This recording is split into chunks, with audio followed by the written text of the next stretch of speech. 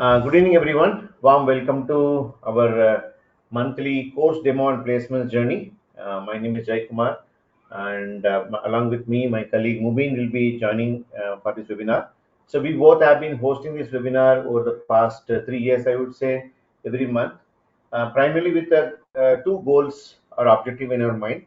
The first goal is to basically give you a real-time perspective about what is happening in the job market of semiconductor and the devices industry, where we are targeting our jobs, especially given the economic situation and various geopolitical issues that we are going through. Where do we stand?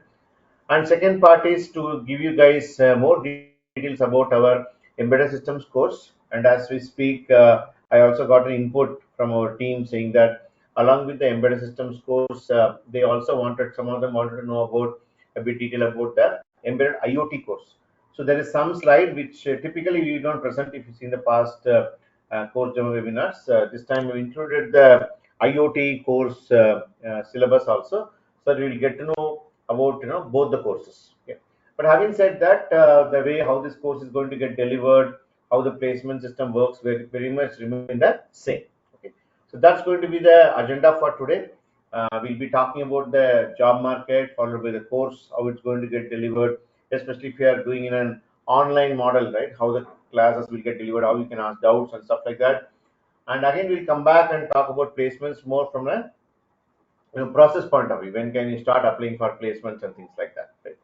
So in these sections, we'd like to answer as many questions as we can. If you look at the past post demo webinars also, the Q&A, the two-way Q&A is what really makes the thing happen, right? So that way, feel free to ask as many questions as you can in the chat window. I will pause and take your questions, but you don't need to wait. As and when you feel something is in your head, immediately request you to type it in the chat window. Okay. With that note, let us move on. Majority of you know about Emertxe, but it's my responsibility to introduce Emertxe to all of you. Emertxe is an edtech company. We've been in this education field for more than 20 years now.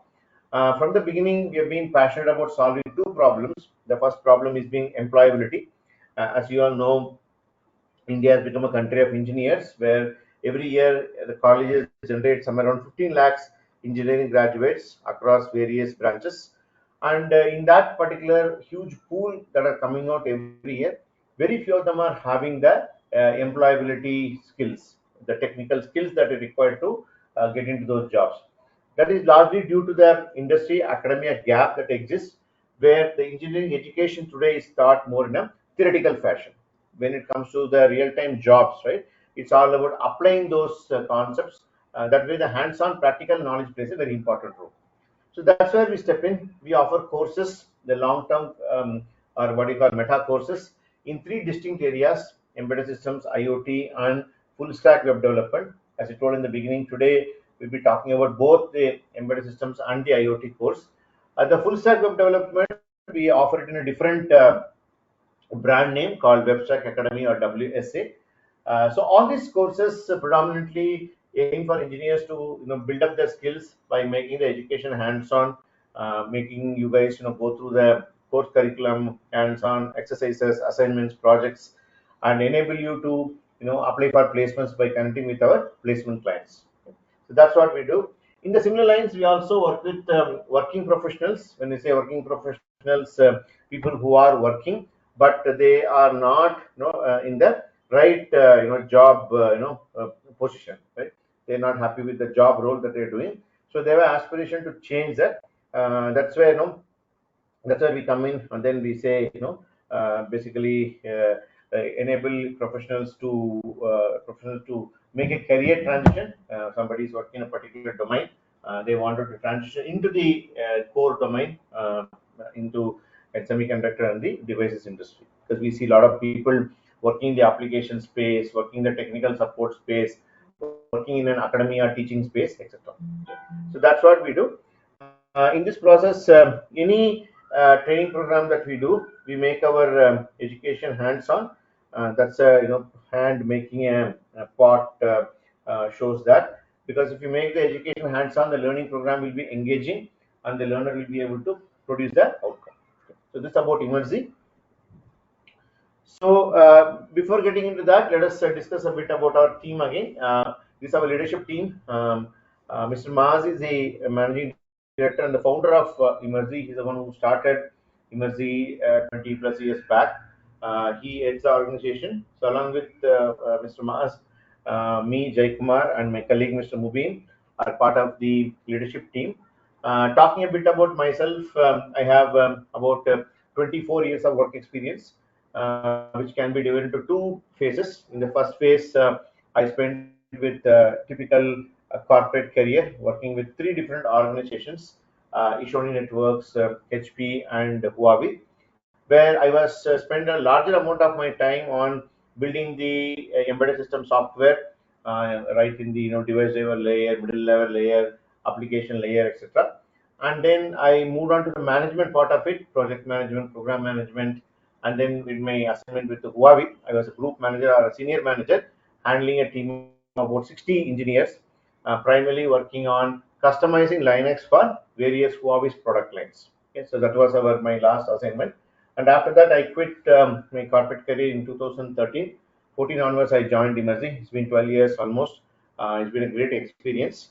So when I joined Emertxe, pretty much, from then on, I played different roles, right in the technical side, placement side, the business side. So at this junction, I am responsible for overall delivery of the program. When I say delivery, working with the technical mentors in terms of planning and delivering various courses, meeting our quality requirements, and ensuring that students are getting trained in terms of the skill levels. And we time to time students also require coaching, soft skills, etc., which is delivered by our student success team. And definitely we have our placements team, which primarily works with the clients and get us the opportunities where these trained students can be placed. So end to end, the delivery responsibilities I handle as a part of my responsibility in Emertxe today. And my colleague Mubeen primarily looks into the technical part of it. I would let him to introduce and talk a bit more about him. Mubeen, are you there? Yes, I hope I'm audible, Jayakumar. Yeah, you're audible, Mubeen. Go ahead. Good evening, everyone, and welcome to today's post-demo webinar. As Jayakumar mentioned, I work as a technology head at Pedagogy. Uh, I completed my graduation in 2003, and since then I have worked in multiple companies as a software developer. To start off with, I joined Pedagogy as a fresher, and from Emertxe, I got opportunity to work on different projects, including projects based upon embedded systems, device development, EDA tools development, etc. From there, I moved to like two other companies, including Novel and HP. So I was passionate about open source technologies and Linux. So I worked in Novel in the SUSE team, wherein I contributed to the open source based groupware software. And after that, from Novel, I moved to HP, and HP, I was part of two teams.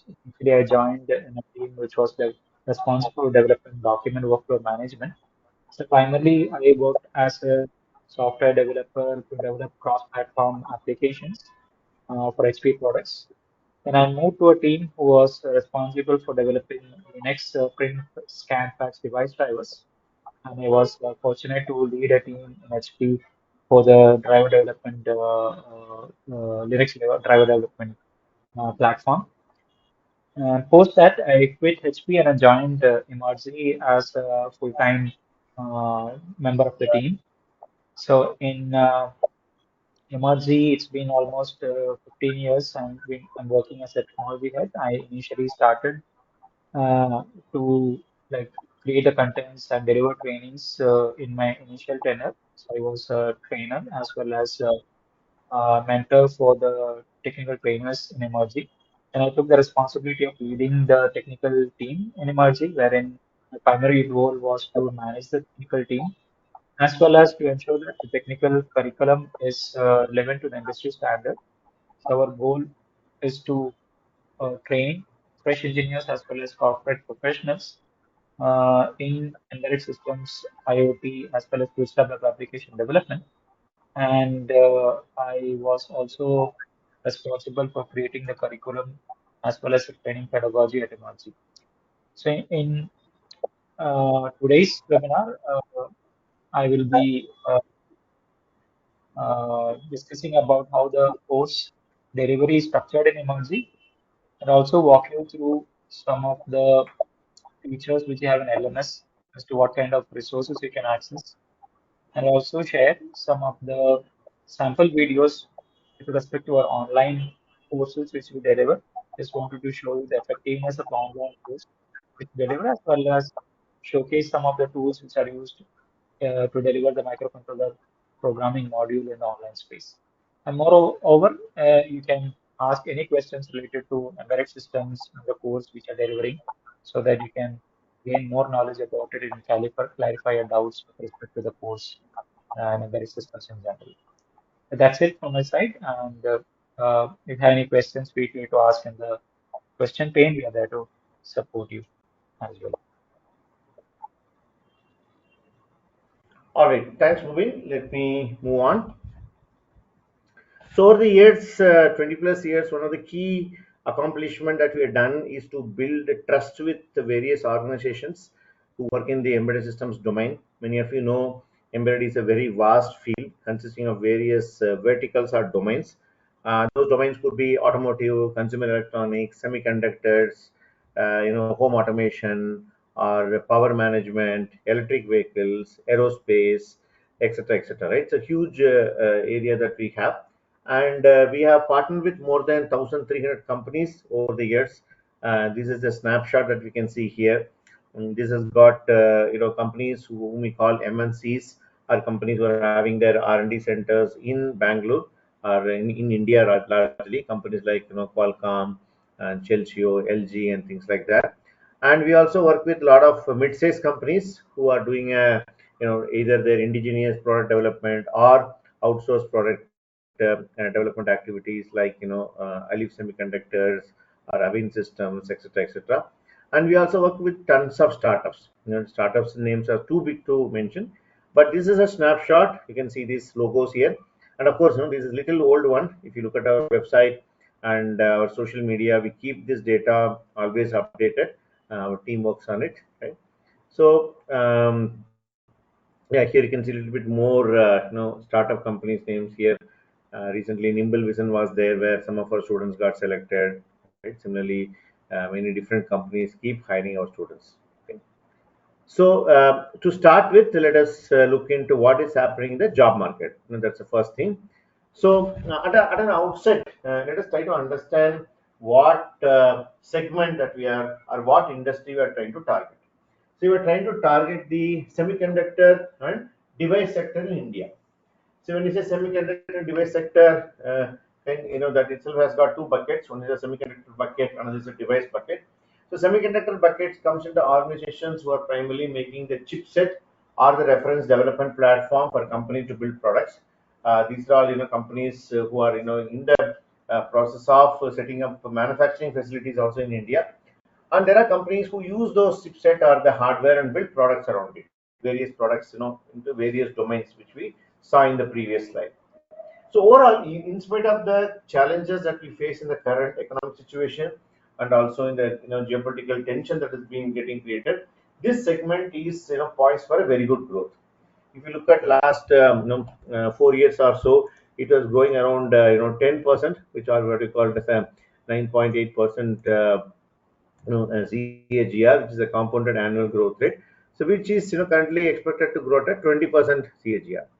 So this is based on the market analysis done by Skill India, with whom we partner for the certification process and stuff like that, and which is expected to generate around 3 lakhs employees, right? Employment in India. For example, it's a 280 is the rough number, 2 lakhs 88,000. By adding some more things, right, it is expected to generate around 3 lakhs job opportunities in India. Okay. So the point I'm trying to drive here is to give you a perspective that our sector or the job which you're targeting, it is targeted, it is related to grow at a faster pace.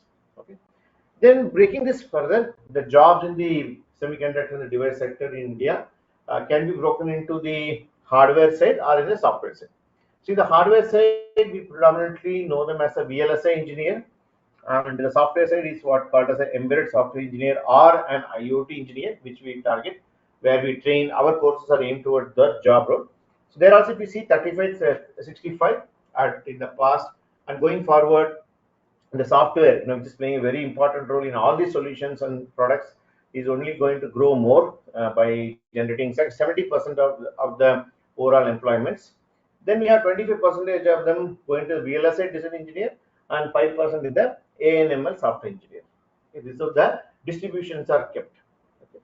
So you may be wondering, for example, how ANML are coming into picture. As you all know, ANML is touching every domain that we can think of. No running away. It's pretty much a reality. And we also heard, are seeing every day that AI is becoming more intelligent, where it is replacing the jobs of the human beings, which is true to a larger extent. But when it comes to our industry, where writing a software largely is customized to a particular hardware, the AI still have a long way to go. So rather than seeing AI as a threat, see AI as an opportunity, where we are seeing a lot of new products that are getting developed in the intersection of embedded systems and AI and ML. So that way, this happens in every webinar and the classes that we take. So will AI take away my job? Okay. The answer is largely no, at least as far as our domain, that is semiconductor and device sector, is concerned. Because it's not easy to generate a, let us say, low level firmware code for generating a writing a scheduler for a particular customized hardware. Right? It requires the hardware knowledge as well as the software knowledge, which is relatively hard to replicate. Okay. So this is a high level growth which the overall sector looks bullish, and this is some of the media information which was available. Now coming to the reality, right? In Emertxe, we have been always transparent with respect to our placements data. For example, every webinar, every month, you need to see all the old course demo webinars. All the videos are in YouTube in a public URL. We've been always transparent with what is happening with the placements. Okay.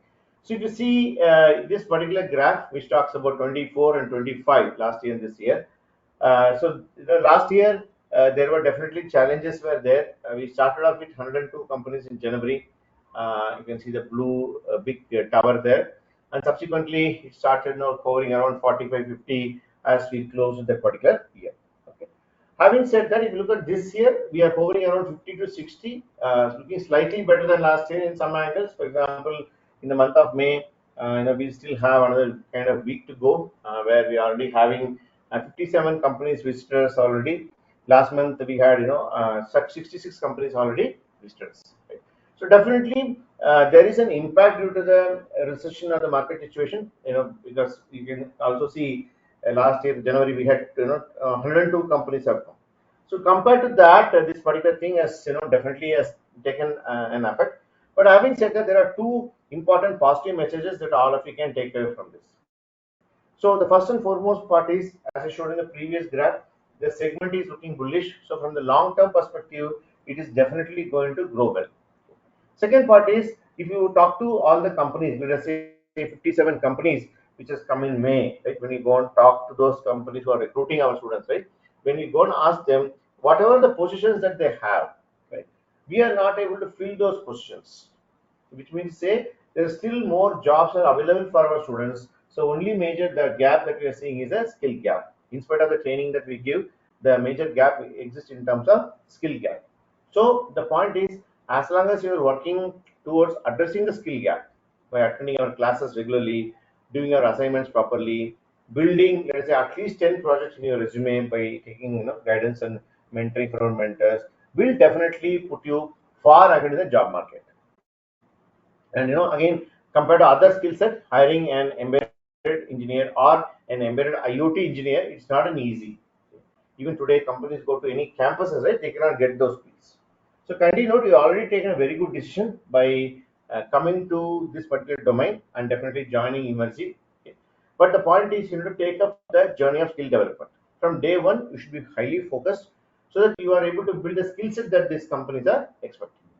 And by the way, among the companies, recently we did an analysis.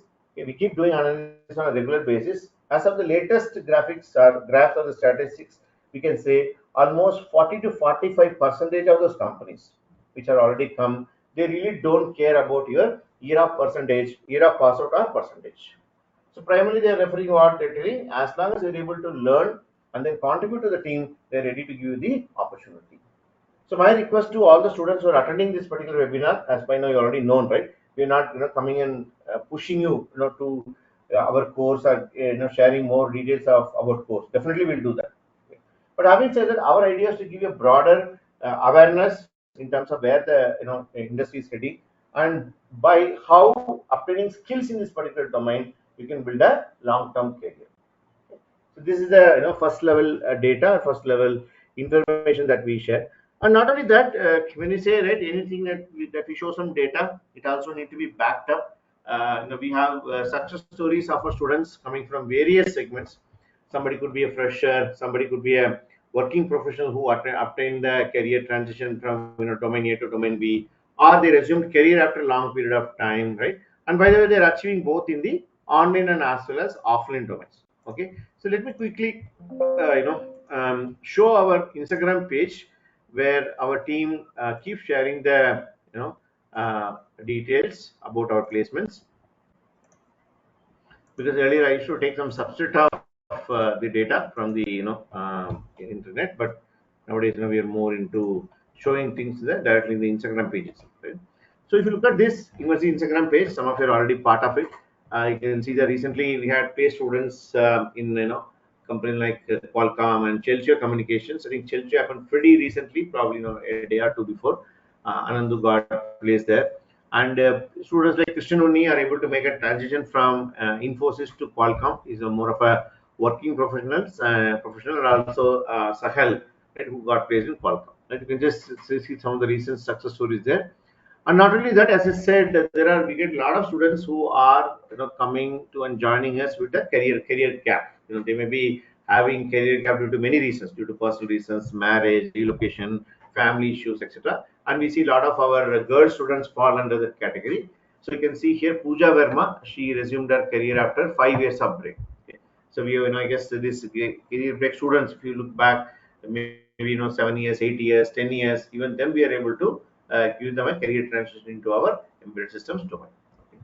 So you can see a lot of videos also there. Okay. You can go through them in terms of what are the companies are coming. Right? And another recent success stories include students like Puneet, right? And then we have students like Jyotish, and then we have Aniket, and then we have Vikas, Mubeen, Madhavi, Jyoti, etc. Right? This is a recent snapshot. As I said, our team posts this information as soon as we get. So similarly, you can find success stories in form of career break, career transition, and also getting selected for the first time into the as a fresher getting selected. For example, Anantu is a fresher student, right? So like that, there are a lot of success stories are there. So again, these students come from online batch as well as from the online batch as well as from the offline batch. As I said, skill development is a key here. So as long as you have the right set of skills and you're able to demonstrate to the companies, definitely they'll be able to give you an opportunity, not only give you an opportunity, able to recruit you. So that's the overall update about the placements. Okay. So now I would like to pause here and check if you guys have any questions. Any questions so far, guys? You can type it in the chat window. Any questions so far? Is it clear? Whatever we shared so far? Any comments, questions? Come on, guys. Feel free to add. I'm sure you'll have a lot of questions in your head. Okay. Do you have a hands-on microcontroller like STM32? So we'll be basically using a PIC-based microcontroller. We are in the process of evaluating STM32, basically the ARM-based controller. So we'll be transitioning there soon. But as of now, our courses are taught using the PIC-based microcontroller. Okay.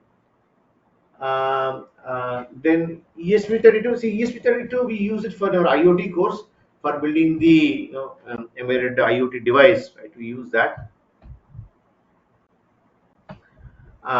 Then, sir, I'm joining as a fresher with any CGPA required. Say Sanjay. See, as I mentioned, Sanjay, in the previous slide, companies don't look for year of pass out or their percentage there. All they look for is skill. So we have a lot of students similar to you has come and doing quite well in our courses and then getting placed also. So that's why I don't think you should be worried about this, being a fresher or not having a great academic potential and things like that. Course duration. So Niranjan, all the courses of 6 months, 6 months duration. Embedded is a separate stream. Embedded IoT is a separate stream, and full stack is a separate course. Right. So each courses are delivered around 6 months is the overall duration.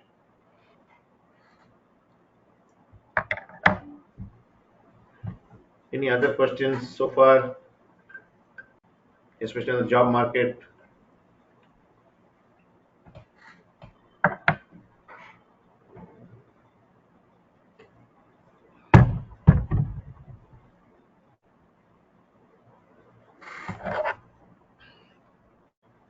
Okay. Are you teaching from scratch? Yes, definitely, Niranjan. We don't expect any somebody knows something more. That's good. But we teach every topic from the scratch.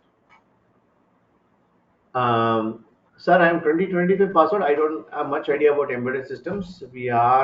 Um, we are having only VLSA and advanced VLSA. Can you please how much difficult coding would be, right? So, Niranjan, as I said, the VLSA and embedded domains are very different. VLSA has got completely to do with the hardware, whereas embedded systems is all about doing with the programming and understanding the hardware and then creating software for that. Okay. So that way, I would say VLSA and embedded are apple and orange. It's hard to compare because they're very different. Unfortunately, we try to pronounce them together. People say VLSA and embedded, right? But VLSA and embedded are very different from each other. Okay. So coming to the coding part, as I said, everybody comes with a very minimalistic knowledge.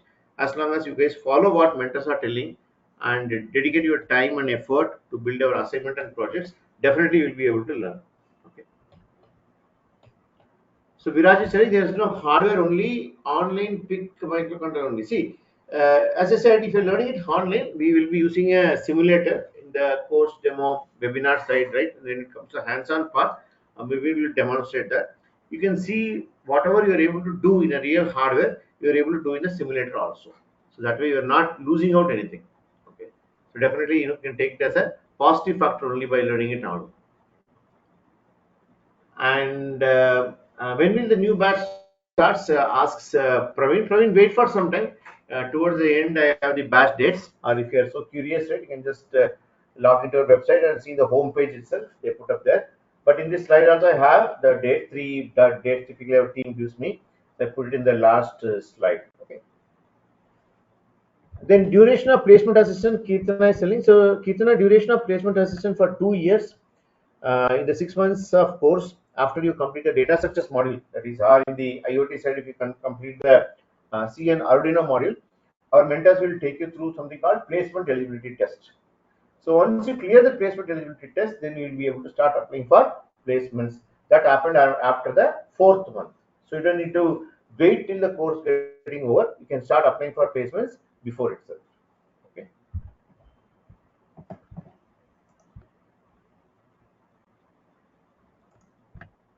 Do you write a code and bare metal on it? Yes, in the microcontroller module, we'll be writing the bare metal code only.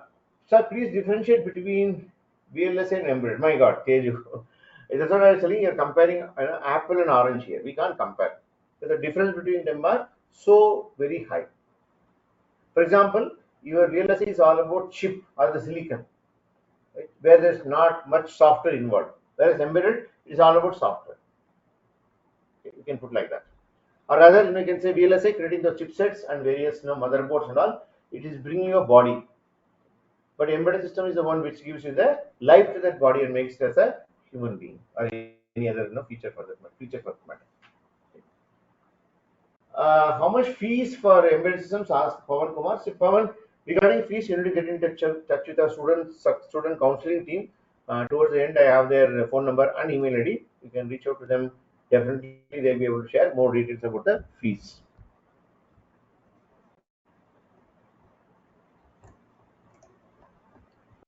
So great questions. So keep them coming. I will not take it up in the break. Where as and when we have in between like this, right? We completed one section so far.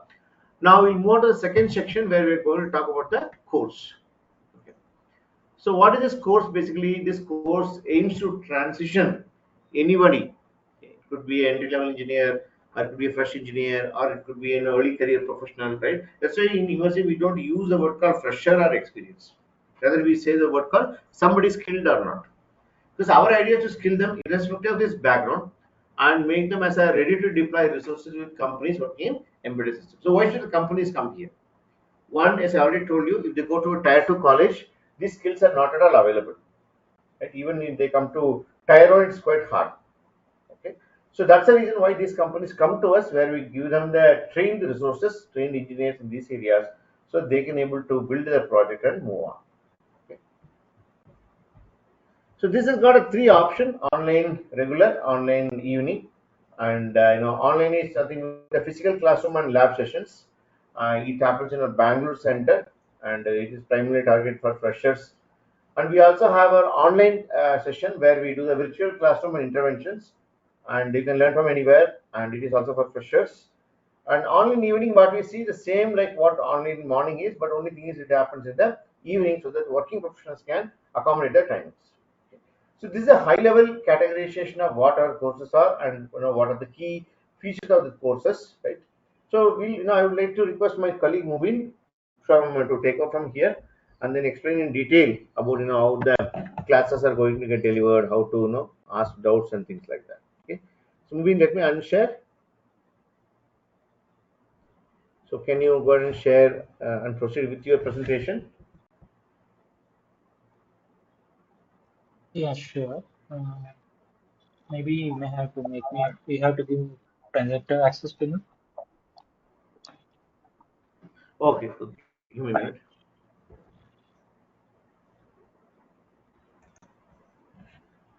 Yeah, go ahead, Mubeen. Thank you. Only the present permission. Sure. Yeah.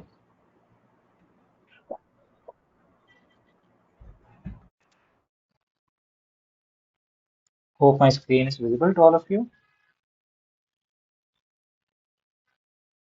Yeah, Mubeen, it's visible. You can Yeah, proceed. I'll sure. go on mute.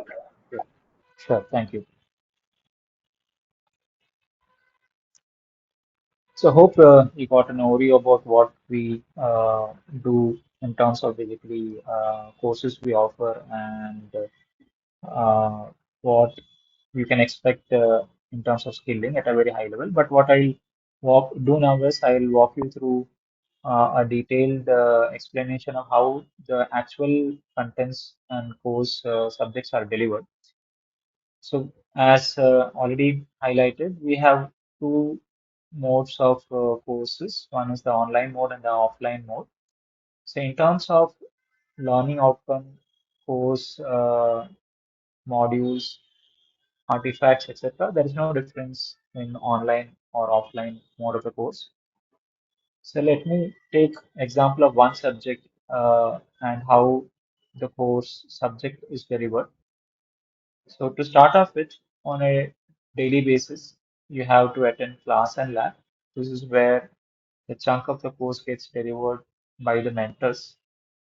So in the class sessions, primarily the mentor will explain the concepts and also give some practical examples of how the concepts are applied. And he or she will also make you practice those concepts by making you write programs in the class. Now, after the class, you'll have lab sessions. In the lab sessions, we will give you different type of tasks, including assignments, projects, tests, etc. So lab is primarily for you to apply the concepts what you learned in a practical way. Initially, you'll be working on smaller assignments, wherein, let's say you take a module like C programming, whatever we learned previously in the class, we'll be practicing them by solving problems on your own, right? So here you will be provided the problem statement along with a set of requirements and the expected test results. I'll also share you how the interface looks like in terms of how we will be submitting those programs, right?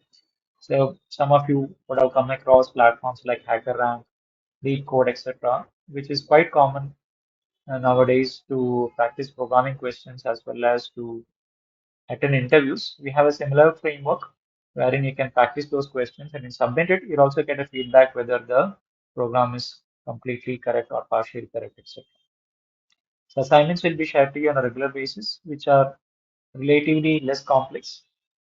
Post assignments will be giving you projects, right? So important thing is that when you work on a specific module, you'll be able to apply those concepts collectively, right? So project comes in handy wherein, okay, let's say you attend 1 month of a module like a microcontroller or 1 month of a module like next internals or let's say 2.5 months of C programming module. Whatever you learned in the entire module, you'll have to apply many of the concepts and build a larger application. That's what we tend to do in the projects, right? So every module, like core module like C, microcontrollers, Linux internals, data structures, or in IoT, for example, your IoT Arduino module, IoT gateway, etc., will assign you at least 2 projects which you have to complete as part of the module. The projects will help you to apply the concepts. Plus, when you want to showcase your skills and expose your portfolio to clients, your resume should look impressive. So that's what Jayakumar mentioned earlier. We try to ensure that you're working on at least 8 to 10 projects during the course, which will help you to project yourself to the companies and to help you to get shortlisted as well as when you attend the interviews, you should be able to explain those projects so that you can crack the interviews. So apart from projects, you'll have to take up some tests.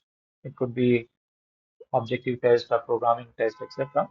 So these tests will help you prepare for the interviews and also test your knowledge. Right? So regular tests will be conducted, and with these tests, you can access it anytime so that you can review the questions and see how you answered, etc. So I'll share a sample test which we give for our students also. So overall, the course delivery consists of like technical class and lab sessions plus certain things you have to work on your own with the support of mentors, including assignments, projects, etc. So this is with respect to the course delivery. Now, when you're working on the assignments, projects, etc., definitely you will come across doubts and clarifications, etc. You may have to seek from mentors. So we have online as well as offline support channels available where mentors can reach out to, sorry, students can reach out to the mentors directly through these support channels. In the online space, we have WhatsApp groups, discussion forums, etc. Where you can post your queries and mentors as well as your colleagues can support you in clarifying your doubts. Right? So we do not want you to get stuck for a long time. Our mentors definitely will guide you as to how to resolve those queries we have. Now, this is with respect to online support, which we provide to all our students who are part of the course. Now, more importantly, let's say you complete the modules and you want to apply for placements. So we have multiple placement preparation related activities, starting with like mock interviews, wherein you will be assigned a mentor and mentor will ask questions similar to what happens in a real interview. So idea is that before you attend a real interview, you get to know what kind of questions you can expect in interviews. And when you answer, you'll be given feedback about your performance in the interview so that you know, okay, how you are doing in terms of your performance. We'll rank you on a scale of 10. Plus, we'll provide you verbal feedback in terms of what you did well, what went well, and what you can improvise so that, okay, in the next attempt or in the actual interviews, you can improvise and you can crack the interviews. So our course, it's not just about delivering class or lab. It's a holistic program wherein we'll mold you, we'll shape you, we'll coach you so that you become placement ready. Then more activities are conducted with respect to placement preparation, including like conducting regular interview prep sessions, technical interview prep sessions, right? We also have a dedicated like placement team who will work closer with you in terms of scheduling the interviews, right? Sharing the necessary preparation material, etc. and so on. Apart from this, right, many often students do face challenges, right, because you're coming from college, 4 years of engineering, and when you come out of college and you are upskilling yourself, you may come across certain other basically issues or concerns, etc. So we have a dedicated student success team who will be closely working with you in terms of monitoring your performance, in terms of giving you regular counseling so that you can stay motivated and complete the course and eventually land up in a core job. So this is with respect to our course pedagogy, and we will support you throughout the course till you get placed. In terms of our offerings for the embedded systems stream, we have two courses. One is the embedded systems course, other is the embedded IoT course. The syllabus for these courses are available in our website. You can download it. You can have a look at the detailed syllabus. So I'm just sharing crux of the modules which we deliver as part of the course. So in the embedded system course, we have different modules, including Linux basics, wherein you learn about Linux commands, concepts like what is shell, then how to use some of the features of shell, etc., which will help you to get familiarized with Linux as a development or a testing engineer. After Linux, when you talk about embedded systems, the primary language is used to develop embedded applications is C because C is very efficient, right? And embedded systems have a lot of constraints in terms of resources like microcontroller, processing power, and memory availability, right? So we'll teach C from the basics to the advanced. We are not just focusing on the concepts, we are also focusing on the problem solving part of it, wherein you will be able to solve programming problems uh, with varied set of complexity. After C, we learn other modules. The order in which the modules are covered can vary because there is no dependencies on each other. So you learn about C++ programming, importantly about OOPS concepts. Nowadays, the trend is that systems or the hardware is becoming more and more powerful. So other than C programming language, C++ also has become one of the common programming language in embedded application development. Followed by C++, we'll teach data structures, where we learn about data structures and algorithms, including data structures like stacks, queues, linked list, trees, and so on. After data structures, or maybe before data structures, microcontroller module will be covered, which is the heart of embedded systems, right? So when you talk about embedded systems, you should know how to program a real microcontroller. So here we'll teach you the core concepts, including architecture, as well as peripheral interfacing, like starting with simple devices like LED, LCDs, how to handle inputs, how to handle timers, how to like work with peripherals which are connected to ADC and so on. We will also learn about concepts related to protocols, etc. Now, which microcontroller we are currently using? We are currently using PIC microcontroller. We are planning to transition to STM32 ARM-based microcontroller. I think for your batch, definitely we should be able to switch to STM32 based microcontroller, ARM-based microcontroller platform. We are working on it, and I think when your batch starts, definitely we'll be starting STM32 microcontroller based programming also. But as such, right, in terms of physically programming using PIC or programming using ARM or other controller platforms, the fundamentals remain the same, right? Switching from one controller to another should not be difficult. Now here also you'll be working on different projects related to microcontrollers. So project list you can see in our website. We have good number of projects for different modules which are listed in the website as well. After microcontrollers, two other modules are covered. One is Linux internals. So when you talk about embedded system application programming, there are two ways we can build application. One is called as bare metal programming, wherein you can write things from scratch using, let's say, a programming language like C, wherein you have to write the drivers as well as the applications from scratch. Whereas there is another approach wherein you can use operating system provided APIs and write high-level embedded applications.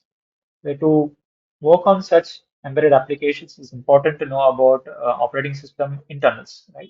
This is where we talk about Linux internals. We learn about operating system internals, the the sub-modules like process management, memory management, multi-threading, as well as network programming will be covered. After Linux internals, we will have a core module called ELAM. In ELAM module, which is stand for Embedded Linux and ARM, we learn about very important concepts related to building Linux from scratch, right? So in embedded system world, Linux is one of the popular operating system which is used. So in ELAM module, learn about how to compile the kernel from scratch, how to configure the kernel, what are the different stages involved in building embedded Linux from scratch will be covered here. So overall, these are the modules which are covered as part of the embedded system course, and these subjects are very much relevant in the industry right now and help you to basically jump into a full-fledged career as an embedded software engineer. Now, apart from embedded system course, we have embedded IoT course also, and there are certain things which are overlapping in the IoT course. IoT stands for Internet of Things. So when you talk about right modern embedded systems, anything and everything is getting connected to internet, right? So yesterday I was like watching a podcast by Nikhil Kamath wherein he was like interviewing two of the senior police officials in Bangalore. So I just was overwhelmed to see how the traffic management system is enabled with AI and IoT in the control room and in the peripheral like traffic control corridors, right? So our course, which is IoT course, is quite futuristic and trending, and it has lot of scopes in the market right now. So in the IoT module, we have subjects. Some of the subjects are overlapping, like C, C++ is overlapping, and Linux basics are overlapping. But apart from that, we have added modules related to IoT application development. To start off with, we learn about like IoT architecture and ecosystem. We'll come to know like what is architecture, what are the different components in IoT, and what is required to build an IoT into an application. We'll be given an overview about. So following that, we learn about Linux basics, which already spoke about, which is part of the embedded system course also. We learn about C programming, C++ programming. We introduce another language, which is nothing but Python programming language, right? Which is not there in the embedded system course. So Python will be used in the IoT module, especially in the IoT gateway module. We'll be using IoT Python to develop the applications. Plus, it can be used in the IoT cloud module also. So apart from Python, we learn about Arduino programming. So the difference between embedded and IoT course in terms of microcontroller module is that there we're using either PIC or STM32. Here we will be using the Arduino platform, which is a software and hardware combination. Right? So here the programming, microcontroller programming is relatively easier compared to the microcontroller module which is there in embedded because we are using an application framework. So following Arduino, we will teach you IoT gateway and protocols. Like when you talk about IoT gateway and protocols, we'll be using something like Raspberry Pi, which is more powerful compared to an Arduino platform, wherein you will be integrating multiple Arduino devices and developing applications which use IoT protocols like MQTT, HTTP, etc. Right? So this is one of the core modules of IoT. In the end, we'll teach you about IoT cloud. Right? So when you want to like develop an embedded IoT application, you have to use cloud platforms like AWS IoT or Azure-based platforms, wherein you have to like provision like data injection, device management, etc. from the cloud. So overall, it's a complete comprehensive course which includes like developing IoT applications right from wherein we are taking a top to bottom approach, wherein you understand the architecture, then build those required necessary skills and develop full-fledged IoT applications. So let me know if you have any questions with respect to whatever we discussed so far. Then I can move on to the remaining topics for the day. If you have any questions, Okay. By the way, Jay, I'm not able to see any questions. If any questions are there, you can uh, let me know.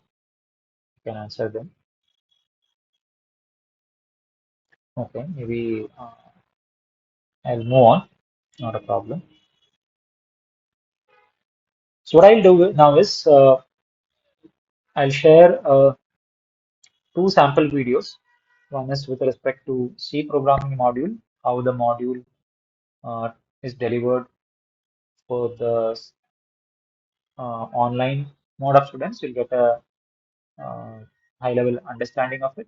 And also share another video wherein one of the topics related to microcontroller module is covered so that you can see, okay, how the microcontroller programming can be done using simulator tools.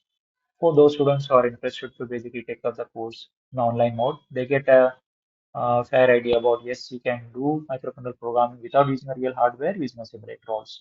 Right? Let me try to play those videos also. So unfortunately, it is not uploaded here, but let me try to play it, and hopefully the desktop sound should be seamless.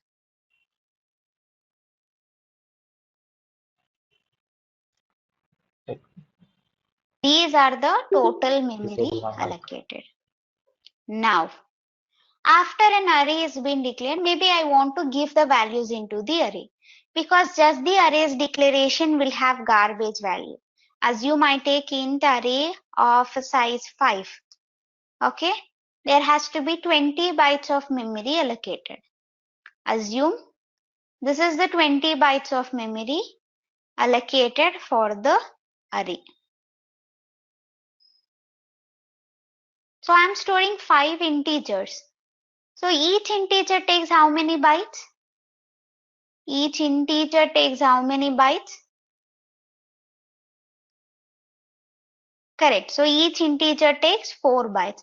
So if the starting address of the array is 1000, where will be the next element present?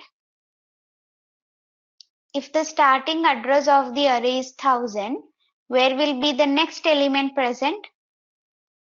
Assume this is 1000. Where will be the next element present? Yes. Each of the element uses 4 bytes. So it is 1004, then 1008, 1012, 1016. To access the array's element, you have to go with something called as the index number. An index number varies between 0 to size minus 1.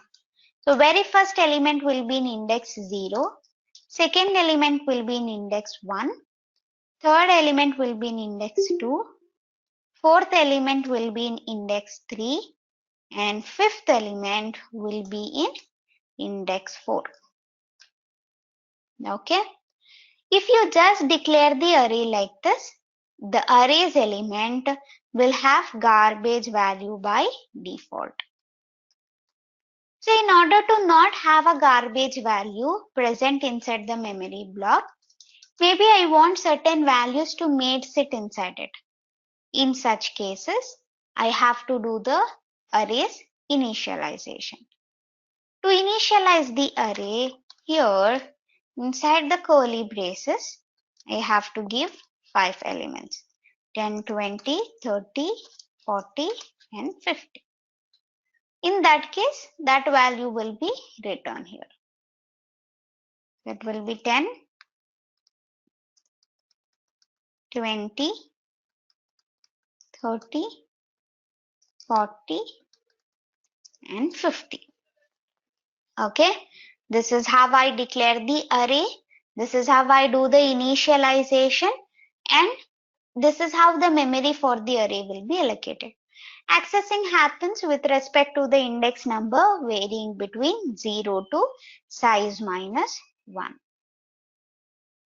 See here, data type, name, size, where size represents the number of elements. So the total memory occupied by the arrays, number of elements multiplied by size of an element. That is in turn size into size of the data type. If this is the array I'm going to take of 5 size, with the values 10, 20, 30, 40 and 50. This will be the array. So the very starting address of the array always is called as the base address of the array. This address 1000 will always be called as the base address of the array, or you can also call it as starting address or address of the very first element of the array. All of them means the same, but we usually refer it as base address. Okay, you can call it as base address, or you can call it as the starting address, or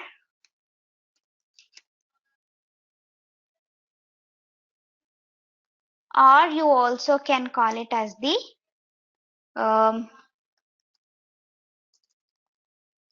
address of first element.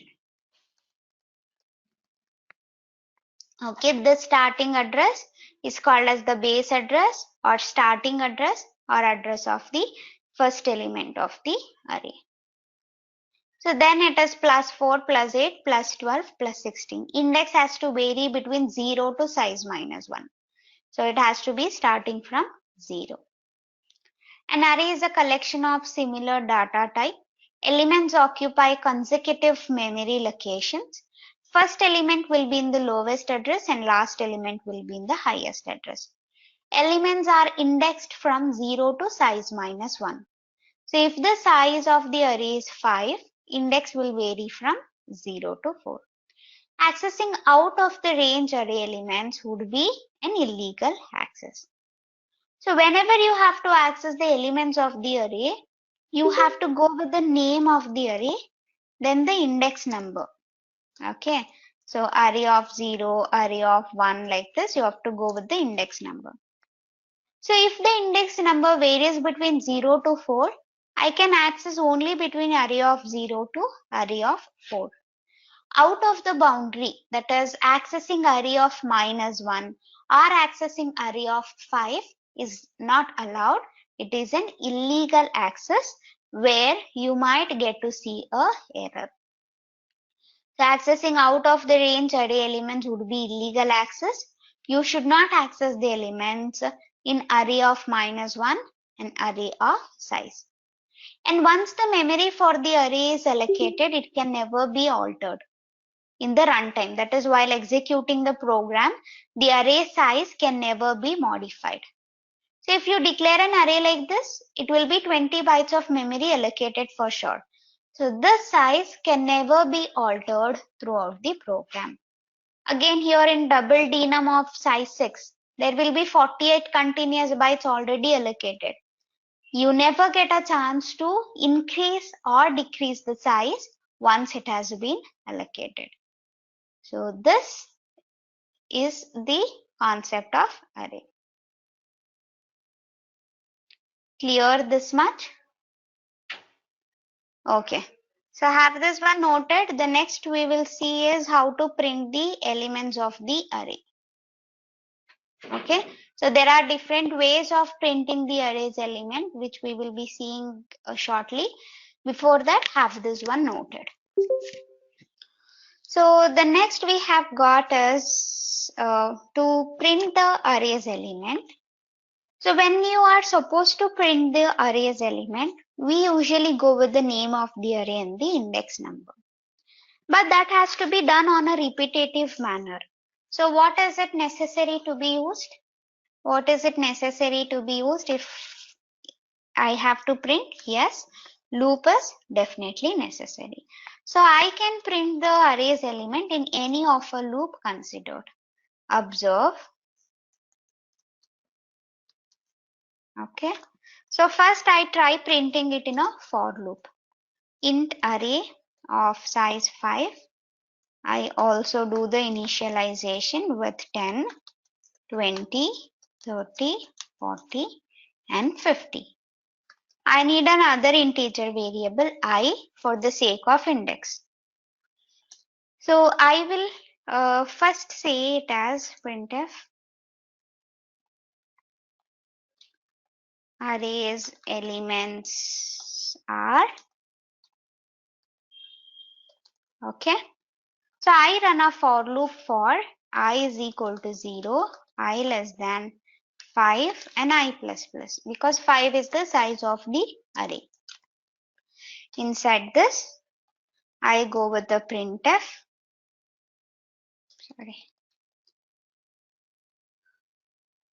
Yeah, so printf %d \n, comma, array's name with index. Okay, so first array of 0 will be printed when I will have a 0 taken, then array of 1, then array of 2, array of 3, array of 4. When I becomes 5, 5 lesser than 5 will be condition false. You come out of the for loop. Observe the output here.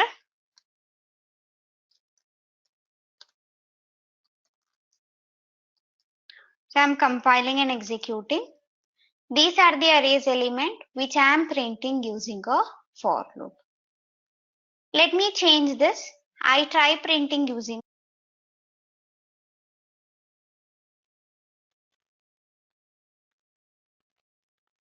So that was a sample video of how the C programming module was delivered for the topic arrays.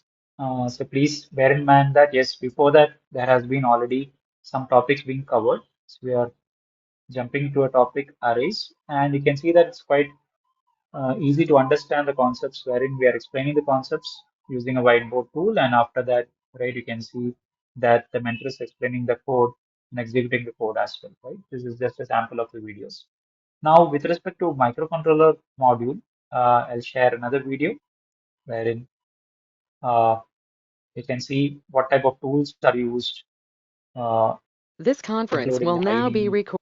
and the simulator, which is used to run the microcontroller application if you don't have a real board, right? So this is just a quick demo of that.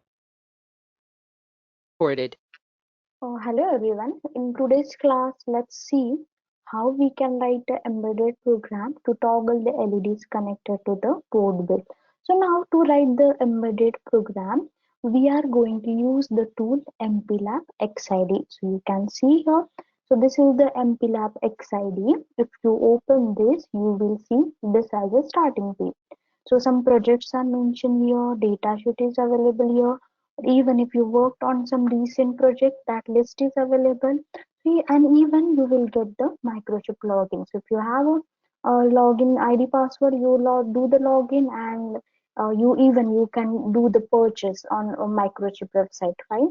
Okay, so now let me go back to the question. So question was, we wanted to toggle the LEDs connected to the port D.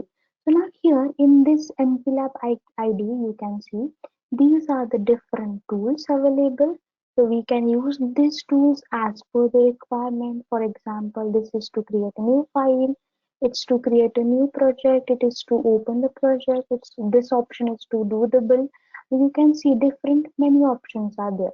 So as per the need, what we will do, we will take an approach. Whatever we need it, we will start using those things. Now here in this MPLAB XID, I already created a project and kept it ready. So project name is what? LEDs.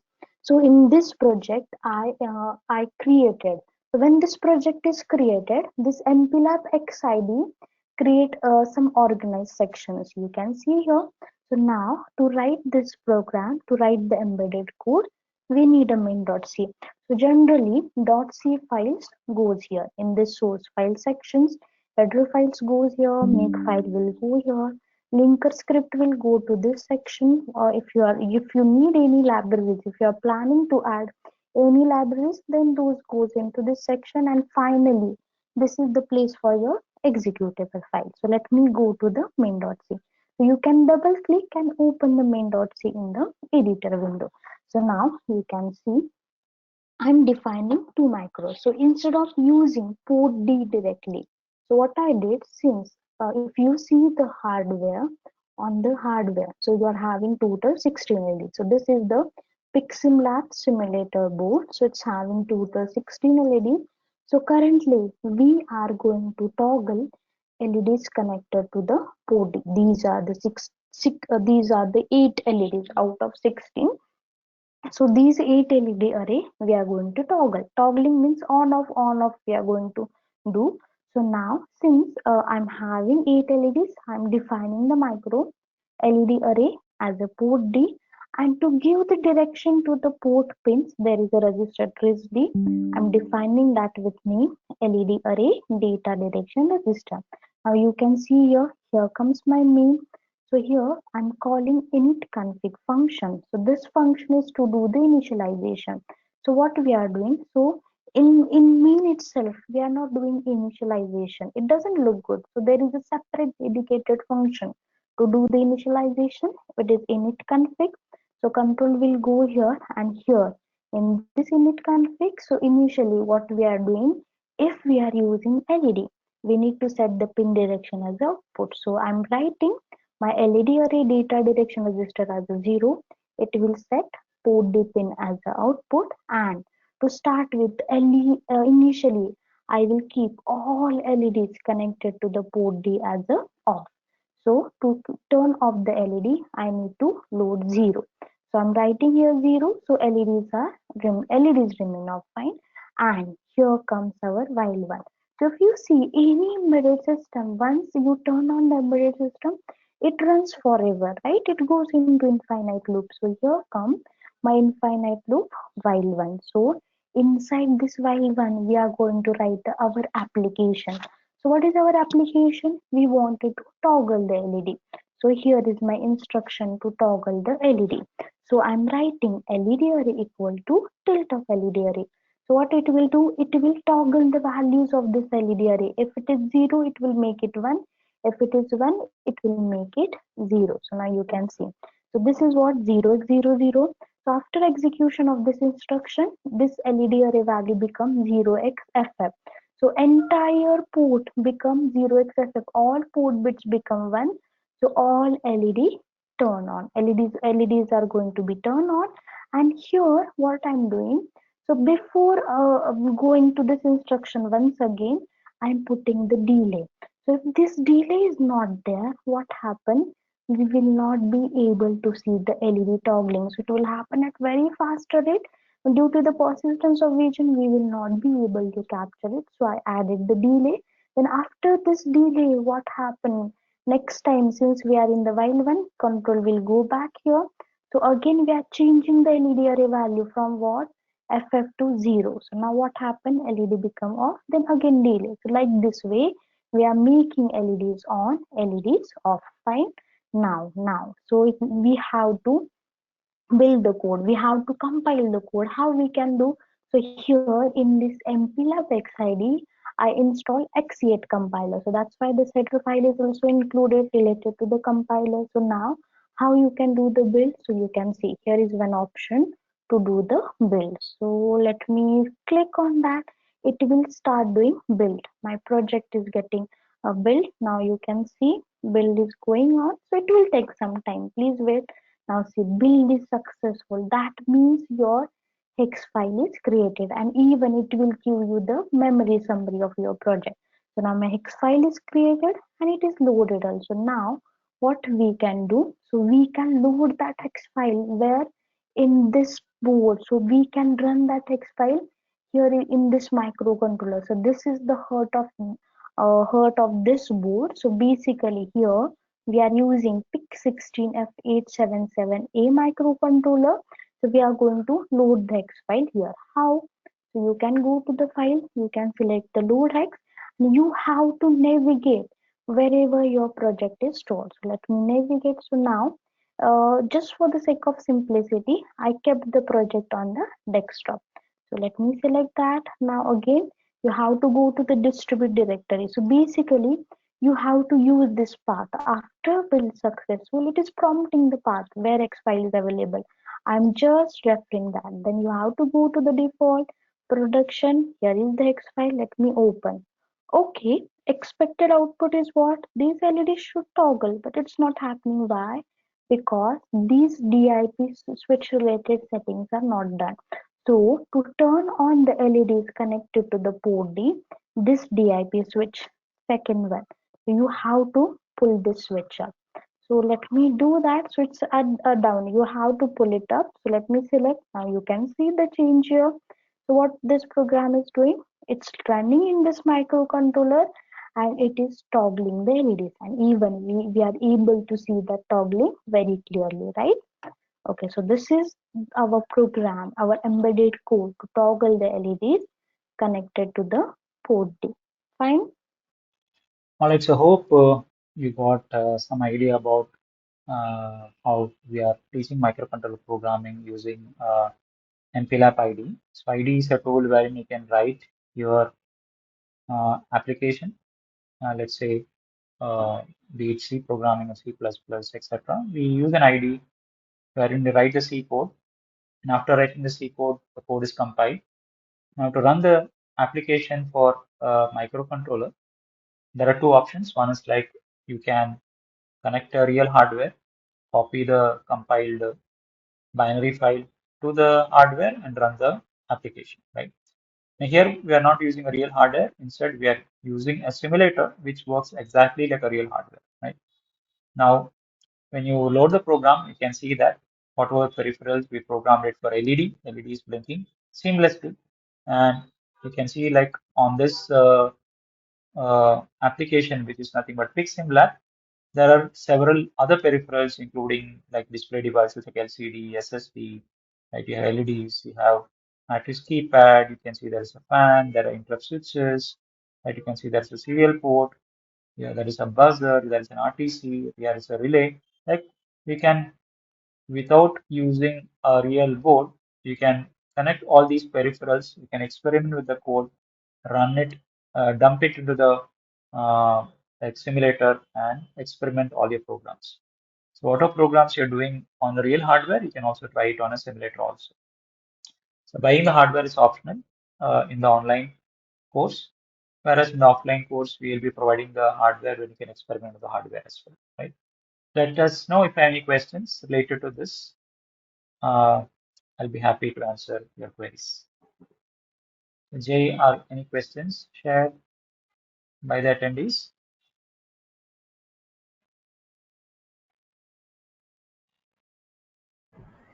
Hi, Mubeen. Sorry, I was in mute. Let me just read a few questions for you. Sure. Technical questions. There's a question that uh, I think from technical. Let me just check. Uh,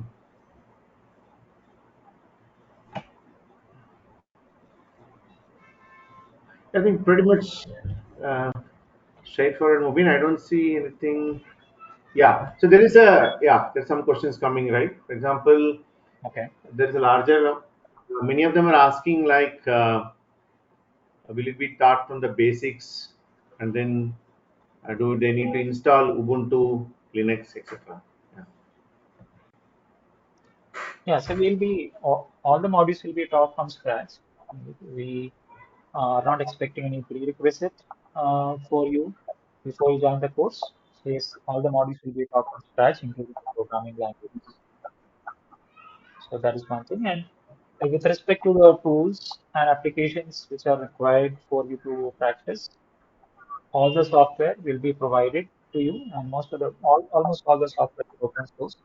You can download it and install it on your system. So plus we have like we can get support from mentors as well as a system admin will guide you how to install these software as well. Right. I think many of you answered similar questions. Okay. Biraj and Niranjan, then uh, yeah, many of you asked the similar questions, and yeah, many of you, yeah. I think that's pretty much I could see moving. Yeah. So Okay, there's a sure. question asking like what type of laptop specification required for online course. Yeah, we expect a decent laptop. Some a laptop with maybe i3 will be good, right? So a basic laptop with which is having i3 processor, will be good. So we recommend you to have a webcam as well. And maybe if you have something like an i5 processor, the performance will be much better. So there's no specific like demands with respect to any hardware. So nowadays, I think most of the laptops come with like 8 GB RAM, 4 GB RAM. That should be sufficient.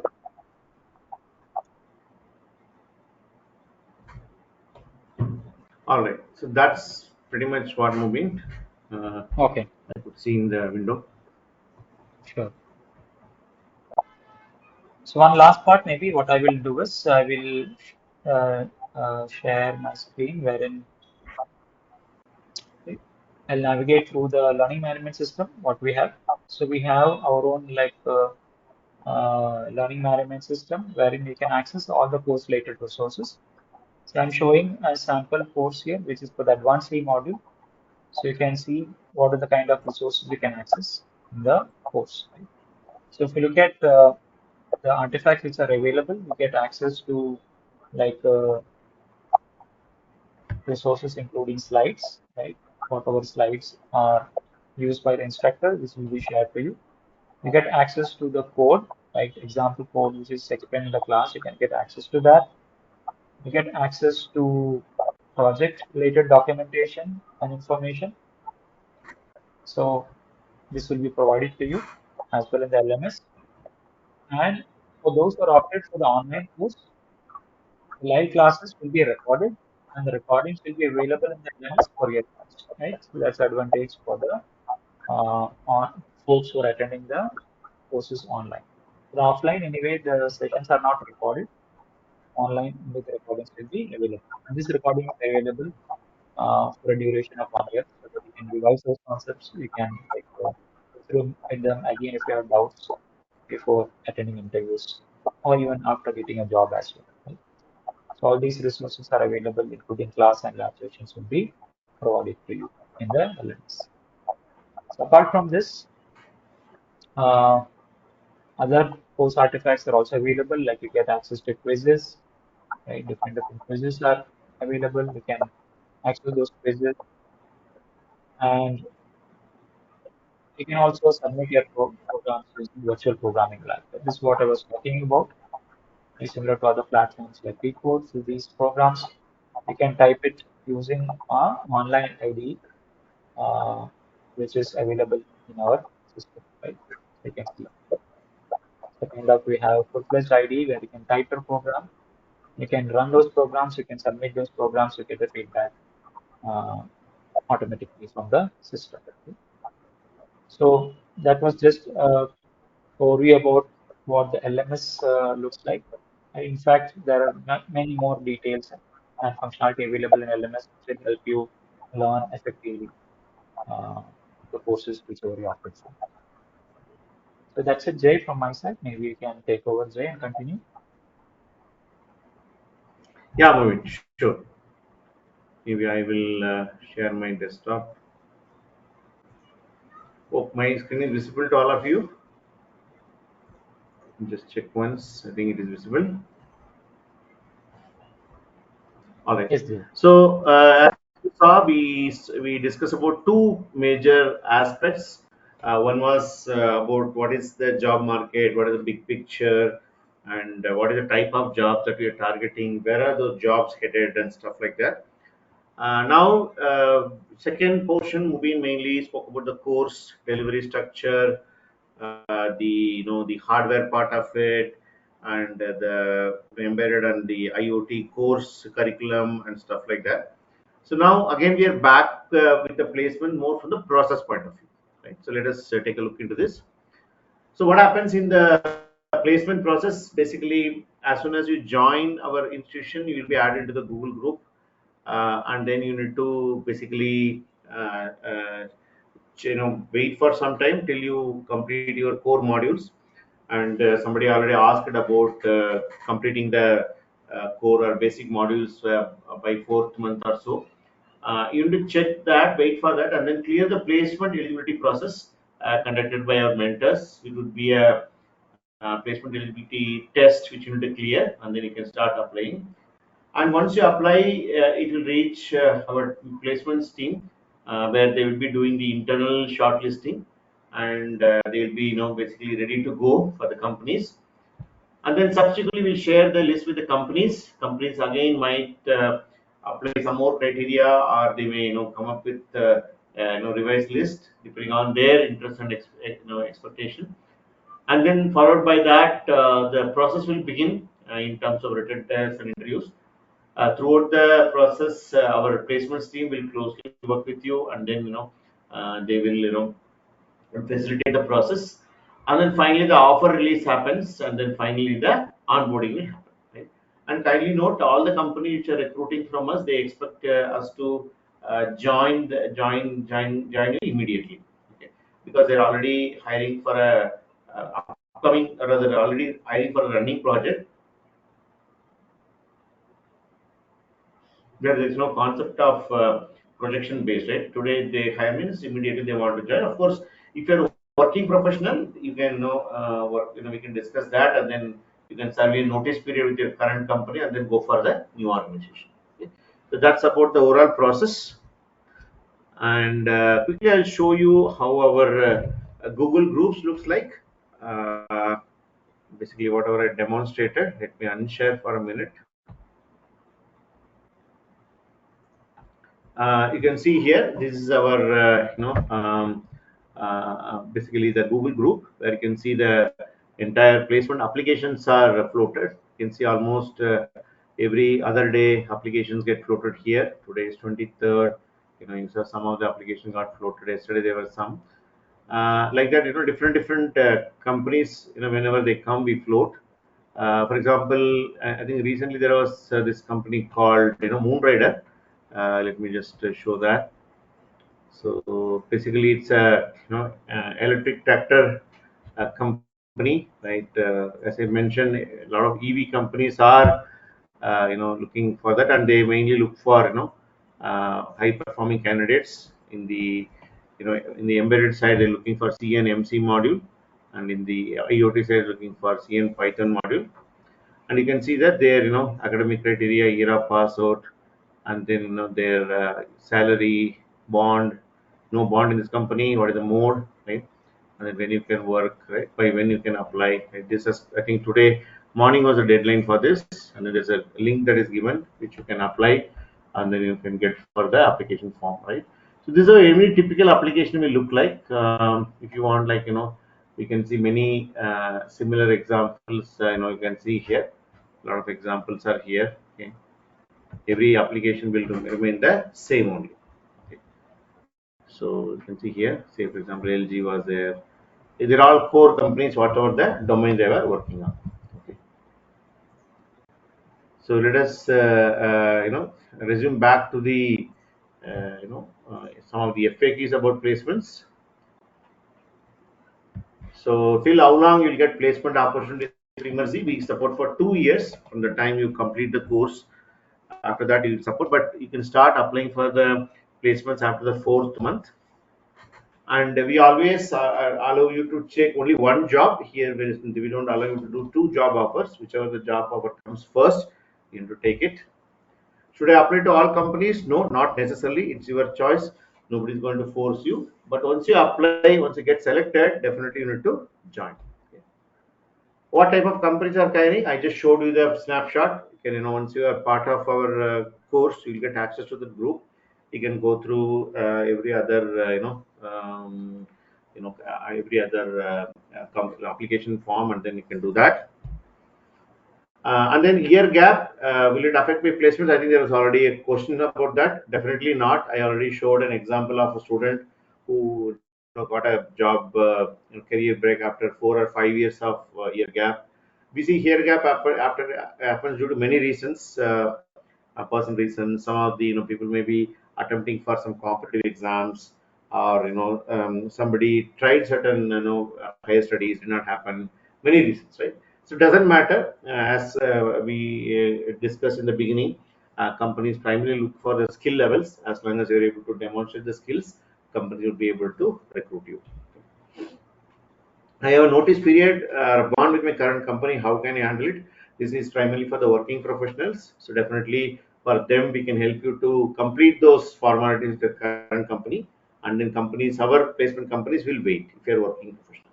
If you're available, you need to join immediately. Okay. And some of you might have heard Emertxe is a affiliated partner with Skill India. Skill India is a initiative from the government of India to skill the youth of this country under various skill levels. So we are partnered with the National Skill Development Corporation or NSDC at level 5, both our courses, IoT course as well as the embedded system course. So which means basically students got an opportunity to apply for NSDC certification after the end of the course. Let me just show you the certificate example here. How the certificate look like. This is a slightly older version. I guess it's a newer version is available, but more or less it remains the same. Let me share the screen now. Yeah, oh, the screen is visible, guys. Yeah, yeah, right. So this is a the energy certification. You can see here, Skill India, NSDC, ESSCA. We come under the Electronic Sector Skill Council of India, and then you can see the name. And then we target at a embedded software engineer. That is for the embedded systems course.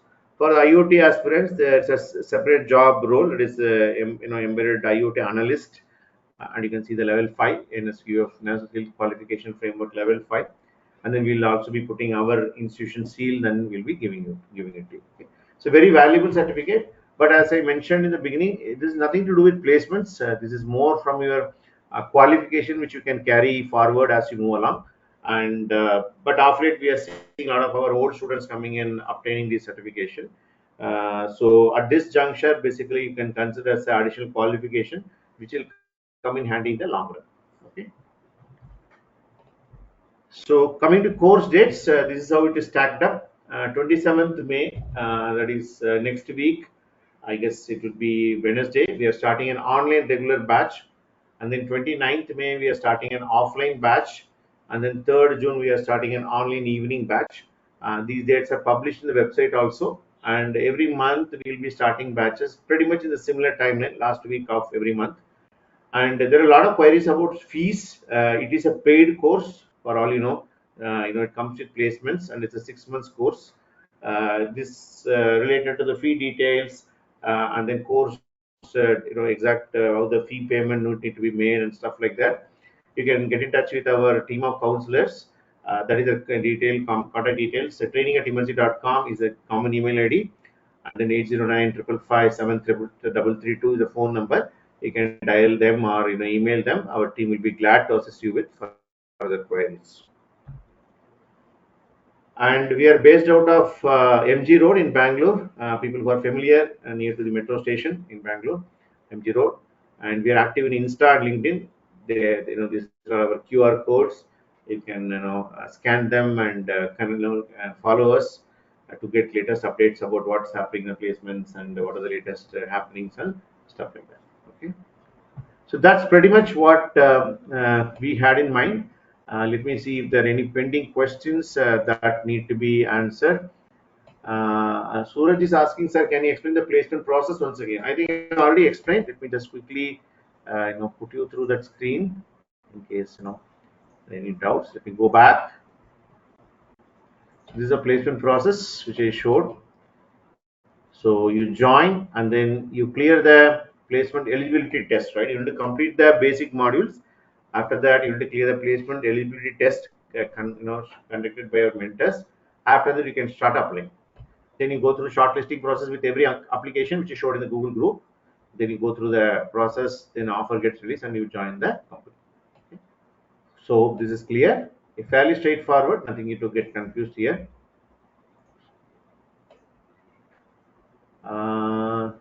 Okay, anything else? Year gap we discussed. Fees also we discussed. So Tej is asking VLSI and embedded, as I showed in the beginning of the slide itself. Let me go back. If you remember my job market trends, right? If you remember this particular slide, where we discussed about the the VLSI engineer and the embedded engineer. So VLSI engineer primarily focuses on the hardware design, primarily the chip design, which happens before the board even comes out or the product comes out. That is where the VLSI engineer plays a role. But once a board is available, the necessary software functionality that is required. Let us take a case of, let us say you're building a smart watch, right? So coming up with the appropriate hardware with all the necessary chip is getting designed, and necessary peripherals are available. That is the main role of the VLSI engineer.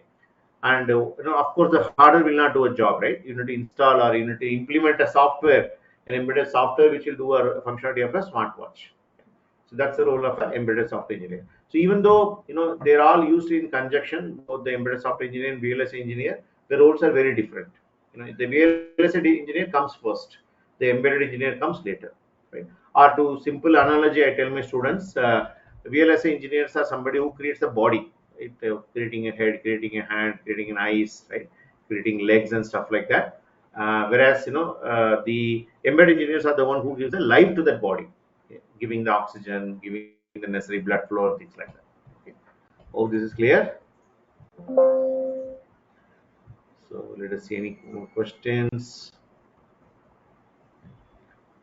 So there is a question from I have my exams till 30th May. Can I join 2nd June? Should be fine. Vinay Satvik Reddy, that should be fine. After taking course, in how many months people get placed? It depends on the person to person, Priyanka. If you are demonstrating higher level of skills, you can get placed before the course gets over.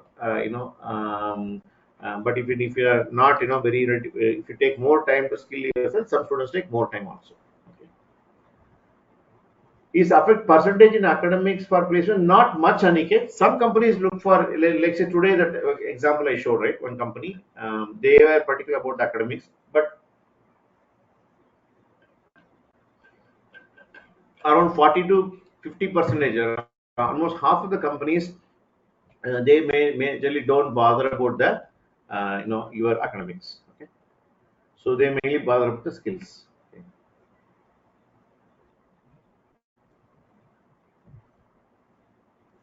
Any other questions, guys, which we can answer?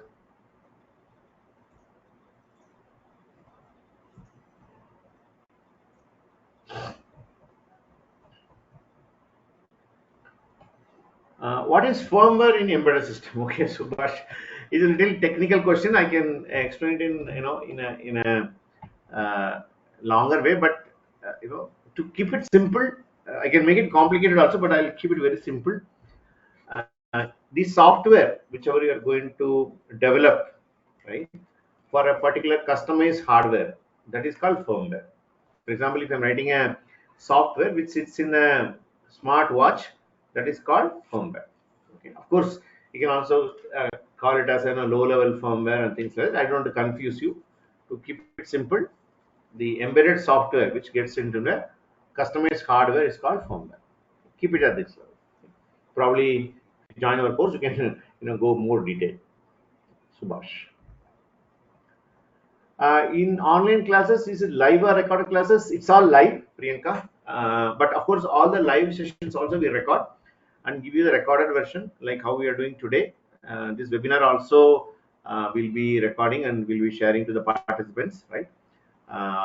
Definitely, we'll be doing the live sessions only. All of them are.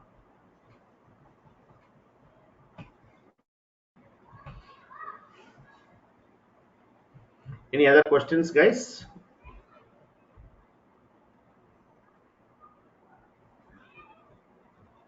All right. So looks like none. So let me go to the when our next offline batch will start. The dates, exact dates, I'll not be able to tell, Aniket. But as I said, logically, you can think like last week of June. Right? This is last week of May, right? You can see, right? Similarly, last week of June, we'll have the batches, maybe 26th, 25th, right? In that range.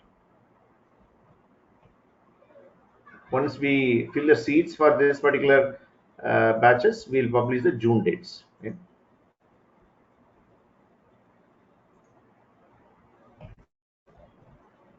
All right. So thank you very much, all of you. Thanks for joining the webinar.